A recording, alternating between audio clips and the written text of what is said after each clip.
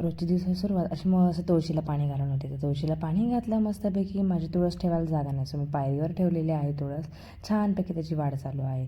आज बनवले ते भटुरे. 2 वाटी मैदा घेतला, त्याला छानपैकी असा बारीकसर चाळून घेतला.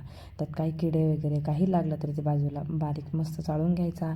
त्यानंतर त्याच्यामध्ये घ्यायचा रवा. बारीक रवा असेल बारीक रवा, जाड रवा असेल जाड रवा. शक्यतो बारीक रवाच घ्या, त्यामुळं पीठ छान मुरतं. मस्त थोडंसं अर्धी वाटी एवढा रवा घेतला मी 2 वाटी मैद्यासाठी.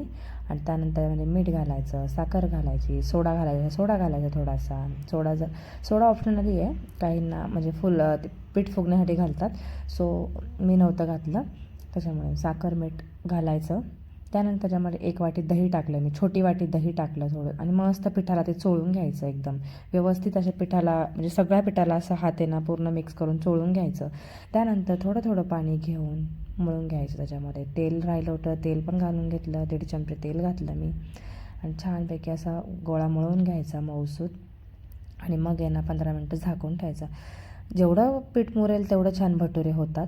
सो मस्तपैकी मळून मला घाई होती, मी 15 मिनटं झाकून ठेवलं असं मस्तपैकी. त्यानंतर छान त्याच्या पुऱ्याच्या आकाराच्या लाटून घेतले भटुरे मी आणि तेलामध्ये टाकले. मीडियम तेल तापलेलं होतं. ते टाकल्यानंतर आहे ना त्याच्यावरून तेल आपल्याला टाकत राहायचं. एक पळीने घ्यायचं, तेल सोडत राहायचं, मग तो चांगला फुलतो. आणि एका साईडनं उलटी पलटी करा. असा भटुरा मस्तपैकी रेडी आहे. यांना परत जायचं होतं रिक्षावर, त्याच्यामुळे मग गरमागरम त्यांना जेवण वाढायचं होतं. तर त्यांना म्हटलं तुम्ही खाऊन घ्या पहिले, मग नंतर मी तनुषानंतर खाते. सो मग ते भटुरा करून घेतला आणि मी त्यानंतर वर गेले, कपडे काढून आणले वरून टेरेसवरनं. कपडे वाळले होते. त्यानंतर तनुषला पण जेवायला वाढला. आणि तनुष म्हणतो मस्त वाव मम्मा. त्याला असलं काही चमचमीत असलं खायची त्याची मजा असते. स्कूलमध्ये तर रोजच चमचमीत चालू असतं. त्यानंतर खाणंपिणं झालं, मी थोडं पेडिक्युअर करायला घेतलं. मस्त गरम पाण्यामध्ये शॅम्पू घातला आणि पाय घालून बसले मी त्याच्यामध्ये.